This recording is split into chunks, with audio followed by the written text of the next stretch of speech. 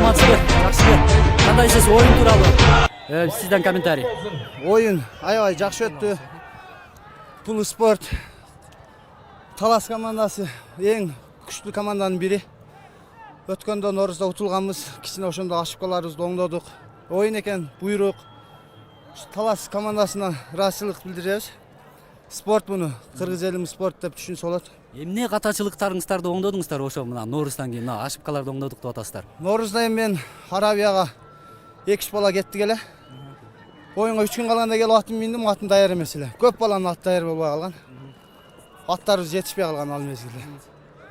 Ошондон көбүрөөк ашыкпай кетти. Бүгүн мына жалгыз улакты салып отурасыз. Өзүңүз ушу оюн башталарынын алдында билдиңиз беле, улак салам деп мындай кандайдыр бир ишенип турдуңуз беле? Мен өзү Рамазан айында ороза кармаган, 2-3 күн болду. Азыр орозосузбу? Ороза кармай эле ойноп. Эртең менен тур, кыйналып каласың, кармай эле кой деген. Ушулам мен үчүн Алланын буйругу болсо керек деп чыгып ойногон элем. Эртең менен эле билген мындай нерсени.